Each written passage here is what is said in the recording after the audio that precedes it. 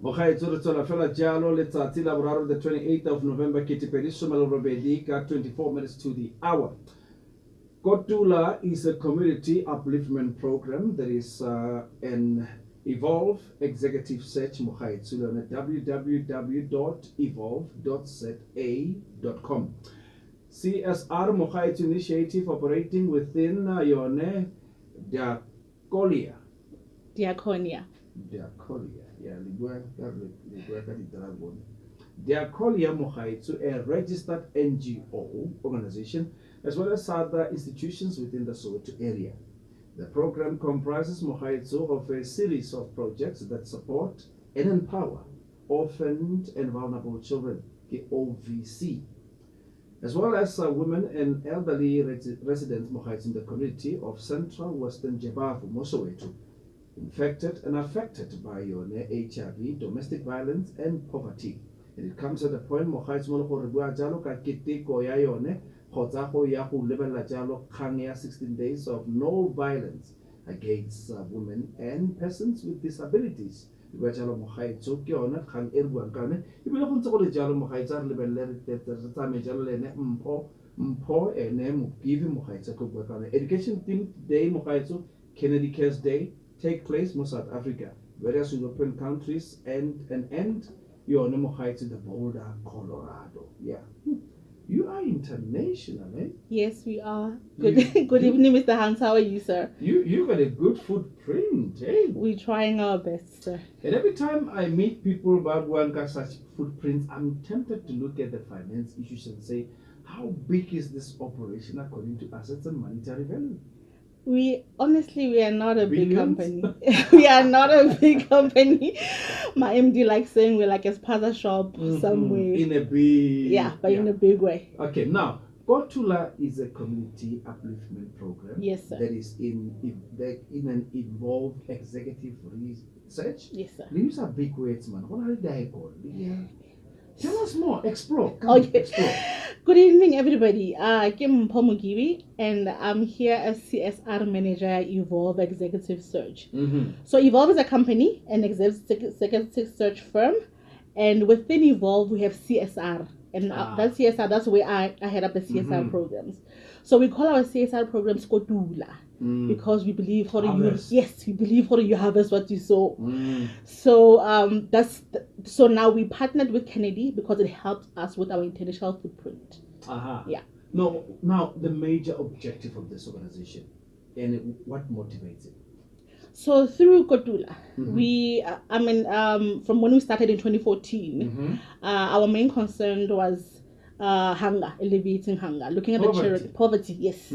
Looking at the kids, the children within the community of Jabavu and abroad to say we like to alleviate hunger and creating programs that assist in alleviating hunger. So since 2014 up till now, we have 14 gardens. Most of the gardens are beautiful gardens. Yes, beautiful gardens situated. Most of them are situated in schools, so at least the kids get fed from school and they also get fed after school. Look at the NGOs. So we're not talking garden of roses here. No. Garden of food, nutrition. Yes, nutritious food. Yes. Now, what kind of people does the program actually target? It targets everybody who's in need, basically. So your orphans and vulnerable, OVC, orphans and vulnerable kids, your pensioners, because we have Gardens Go, your Soweto Old Age Home, your pensioner center. So anybody who's in need and that we're able to reach out to, those are our target. Now, how dire is the situation here, the orphans in South Africa, or we just talk? I mean, it's just neglect of some sort. It's bad. It's bad. It's bad, and it saddens me because in our African culture, there's no orphan. I mean, for the fact that Bo Malome and Bo Auntie, I don't understand why we have so many orphans while we're supposed to be a community. You know what people say? Blame the government. Must blame the laws. Everybody says that the laws, the rights has created orphans, that and that and that. But you guys look at it in a different way. How do you look at this environment? Could it be a situation of more of don't care attitudes, more of no response to programs that were designed lawfully to take care of this environment, or it's just when our communities are not participating? It's this what saddens me is that few good stories are being told out there. People have a perception that Soweto is bad. But as I move around Soweto, there are a lot of people who are doing good to help the next person. It's all about us now creating a platform where you say, look at what I'm doing. Because you can't be sitting and having your neighbor in need while you're able to help. So honestly, it's a matter of us as communities being able to tell our stories from Soweto to say, Soweto is not that bad. Yes, there's poverty, but there are a lot of organizations within Soweto that are doing great work. Hence, your Diakonia Aids Ministry and all other NGOs that are struggling financially, but corporates like us as Evolve are there to say, you know what, let's help you out so that we can continue with your mandate. Now, I'm going to be a bit political about the setup of NGOs and NPOs. Oops. To a point that you find, one way or the other, they all are doing one thing, but they hate a matter of collaboration, then they can be visible enough. You find that they're doing the same thing, but there is this issue of, I'm better than you. Instead of looking at this issue and say, it's a societal thing. When we do it, let's shine. All of us shine. Bring your branding. Let's do it together. But it's more on the gains than the actual, mandates. How do you feel being around this environment, seeing that I could collaborate easy? I would know the stat directly by just calling the next NPO, NGO, but they will never give me that information. What is the reason? We're losing the core sense of it, that we're helping out. I remember what I did with at 135. I spoke to one of the councillors, one of our councillor, to say, give me statistics. I need to know how many NGOs are within your ward, because as NGOs or as ECDs, we are able to share whatever we have. Because you might find that as us, Diakonia and Kotula, we have access of vegetables. I'm able to say, let me share with an NGO which is close to mine. So if we leave that mentality of say, it's my thing, it is not your thing, it's a community thing. So hence we hosting this upcoming event, the Career Day, because we feel our kids need events like this. They don't have to go out of Soweto to say, let me go out of Soweto and get such exposure. So yeah. Now, issue A, let's look at logistics. Share the logistics around this upcoming event. Yes. So we're hosting a Career Day on the 30th, this coming Friday. And what we did is we invited all the kids within our community to say, come. We have a panel of speakers who will be sharing their experiences, motivating their youth. I mean, our target is the high school learners within our community, and they'll be sharing their experiences, and motivating them to say, you know what, you can be anything you want to be. You don't have to be stuck and say, no, I can only be a lawyer or a nurse or a doctor. But the world is your oyster. You can study anywhere. You don't have to say, no, because I'm situated in Soweto, I can only study at UJ. If UJ is full or Southwest is full, Kotula High. But the world is your oyster. And there's platforms where organizations are able to help you to say, go and study in Dublin, go and study in the US.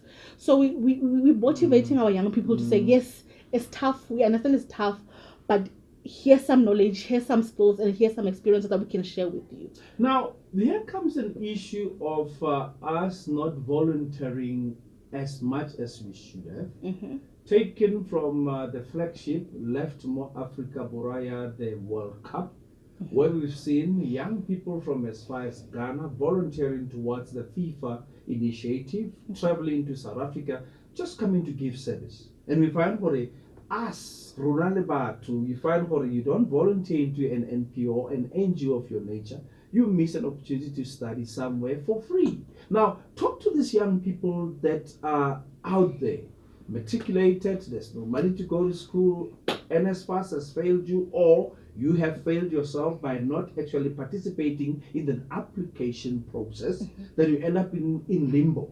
Now, the spirit of volunteering within your own communities to get that experience. You can't ask me about the experience, I've done my part. volunteering, getting a stipend, an institution of this nature within my setup. Let's talk about the importance of having to build that rapport.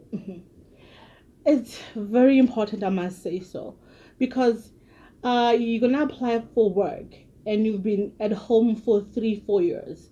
They'll ask you, what have you been doing? Wasn't there a place where you can render a service or volunteer? So it's very vital because it builds your profile to say, yes, I'm not just sitting and doing nothing. Not idling. Not idling, because an idling mind, we know what happens with that. Just like an empty tin around the floor. Yes. So I know it's tough for NGOs because they'll say we don't have a stipend to offer you. We don't have this. But what especially like with the project that I run, I tell them, my volunteers, if you want to eat, the gardens are plenty. We're able to say, eat, make a salad. Bring your mayonnaise. So the little that we can offer to them, we definitely do. So it is very important, honestly. If you want to build a profile, that next time you look, it looks very attractive to possible employees. Then it's very vital that you offer your services, even if it's just a volunteering job. But think about it, it's very vital for them. Now, let's go back to the issue now where we're saying, is there a particular criteria that you guys are using to determine if someone qualifies for your services? Wait, on the voluntary base? No, on the issue of having to give service. To give to anyone can come to your facilities and ask for help? Yes. Anybody can come to Diakonia. We ask, Diakonia is, as an NGO, it is situated in Central Western Jabavu. But through our Kotula programs, our gardens are spread out. We have gardens within your Mufulo, gardens within your Kwezi. I mean, we're hoping to grow the programs into other areas.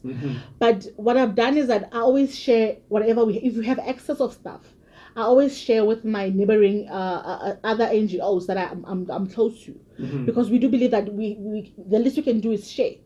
So we are trying. Now, if this was television, one would say, look at the posture, look at the response, look at her face. It tells you what an NGO setting is, not just for anybody who is there, just for commercial purposes. That passion, you're driven. When you speak, your eyes goes like it's a lotto machine and that passion. Now, let's talk about, that's why I brought the issue to say, there are people who just go there and say, I'm going to make money, and that's basically it. But when I talk to you, I can feel it. I mean, bar radio is a theater of the mind. Somebody draws a picture, and as you're talking, the passion that you're having. Are we having much of people like you in this industry, or it has been turned into something else? There's no longer a spirit of, Florence Nightingale. Someone may say that to say, people are saying, no, it's not, don't call this a call. It's a job. I want to get remuneration for factors of production. It's sad, but it is true. But what I try to do at all times is surround myself with positive people. Because if I have a team of positive people who can do positive things. So sadly, other NGOs are failing because of money squanderings. Are they failing? And a lot of NGOs... Are they challenged or failing? Other NGOs are... Some NGOs are closing down. Let's go back to this. Don't be apologetic. They're failing because of the issue of power, hungry people, and the squandering of monies. And if somebody is in that position and doesn't have the heart for it, it won't succeed. Because at the end of the day, you are working for a community. The community must come first and not my back pocket. So yeah, one would then say, why did you go to school actually? Why did you spend so much money going to school? At the end of the day, they say, if you feel it and it worries you, jump ship. True that. It's very true. Have you ever came to that position where you even felt, you know what, this is it, I've done my part? It gets tiring. I always say to myself, I always say to my kids, I can never win 1 million. Because if I win 1 million or you win a lotto, it's gone. It's gone. Because of this is who you are. Because and if you I want to help everyone. Even my MD like saying to me, Mpho, you can't save the world. And I say, yes, I know, but I want to reach out to as many people that I can. But now also it's an individual thing. Let all of us contribute towards this. If you're able to help your next door neighbor, you're making a difference. Only one person at a time. Yeah. Tell us more about what you offer in this community, Sarna. Besides the garden, there could be another thing that you've offered. There could be this young child who came to you, drug bitten, and come to you and say, "Young Zwile man Zwile." Today you see that youngster working, highly spirited. And do you say, I need epaulets on my shoulders, or you just say, I'm going to take off my shirt one day, then you must see the strides at my back of hard working. What do you do? Honestly, I keep telling people that I'm not doing this for me. Being a mom, I'm doing it for my children. To say, look at what the work that I do. Tomorrow, remember the next person. To say you're not living only for yourself, but you must also remember the next person. So it is not about how now I need to look almighty and say, look at Mpho. I believe I'm so humble. It's not funny, but I really honestly believe that the next person must be able to replicate what I'm doing. So it's not all about me and Mpho and doing these things, but to say, if Mpho can do it, why can't I do it? Now, share some hope in the alcoholic industry. Share some hope out there. Give us that idea that, we've done our part as NGOs. Yes. There's so much better we can still do from what I hear. It's not a case of PR where Mpho will come and speak this way, but when she turns around, oh my God, there goes the other Mpho. Talk to the NGOs out there. Give them hope. Money is not there. We know what Donald Trump happened. Yes. And, yes, he did. And he trumps on all of us, needing this help from all over the show. Now, give hope to this environment. To fellow NGOs out there who are struggling like other NGOs, or fellow CSR managers who are faced with community challenges that are so beyond their energy and their might. The hope that I can have is that let's live like the olden days where we share. Let's be a community. Because honestly, if money is not there, let's be innovative. What else can we do to sustain our NGOs? What else can we do to keep serving these kids, to keep serving the families? There must be something else we can do. If we sit together, we can form little forums where we share ideas to say, if we can do this or do that, we can help each other. So honestly, it is not a one-man show. I believe if within your ward, you get to know what's happening within your ward, get to know the challenges within your ward, it becomes easier for you to bring in people and say, come help my ward. It becomes easier for you to have first-hand knowledge to say, who do I approach to assist? So that thing of working together, Ubuntu, let's try and bring it back. It is not a one-man show. It's a community building initiative. Now, there's an old say, Erin Hore, don't better your environment as an NGO. Who do you think is going to support you? Because of they'll then come and say, you well off. The environments that you believe could have changed. You find a structure is dilapidating like, no one can stay in this environment, but these people got aid. Is it bad to improve your environment, to say we are growing as an NGO? Surely our environment must be accessible, must be conducive, should be welcoming to young people to say, I want to volunteer there. Do you really have to change your environment, or is going to work against you for aid? No, you don't have sponsorship. Not really. You really don't have to change your environment. You came across that, right? Yes, because challenges differ. Once upon a time, HIV/AIDS was the big thing, and a lot of funding went towards HIV/AIDS education or the prevention education and all those things. Now they feel HIV/AIDS is not such a big thing. What else is there? So challenges differ. I mean, within your communities now, you look what is the most challenging things on top of your top 5. I mean, you find that in community you have issues of substance abuse. Then you create programs around that program. So challenges differs all the time. I mean, hunger might not be such an issue now because now the gardens are there, we are feeding the kids. What else is there within the community that's challenging people? It's nice to also attend your community meetings to get to hear what other challenges are there that people are facing. Then you create programs that assist and enable people to move forward. The board structures. Yes. The board structures. Yes, sir. Is it possible, or is there a guiding line, as in KPI, as in business, where we can say, board members, you are here, you are here, and you're so lackadaisical. You forget the main aim of you taking up a position of a sort is to see to it that you get this environment better than to just wait. They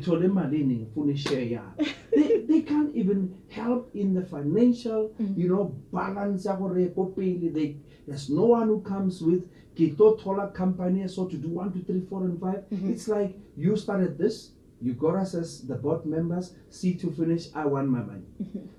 How do you capacitate the people who you want to perform at this big structure? The dream is yours, by the way. They don't have to dream. You dream.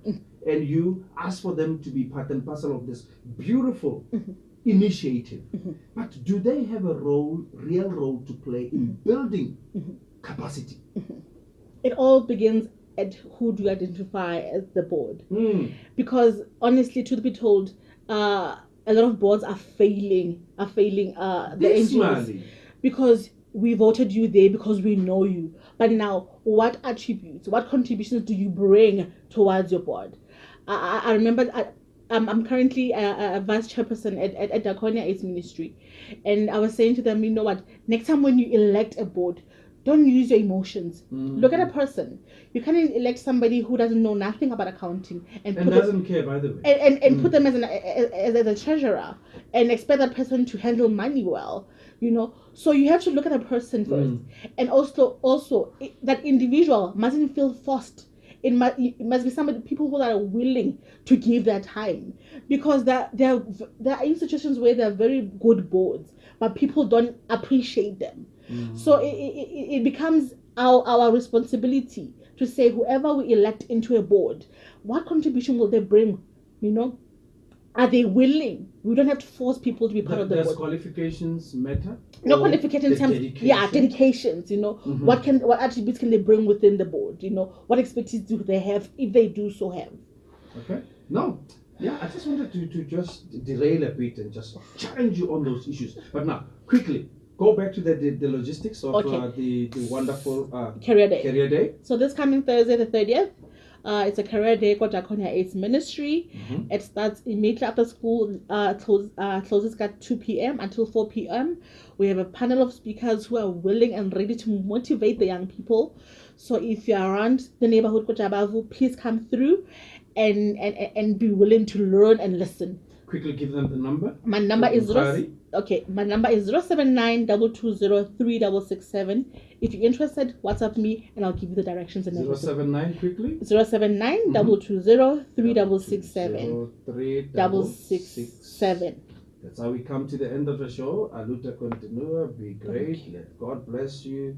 Replicate, be rich if you can, and eat your money. Bye bye. Thank you, sir.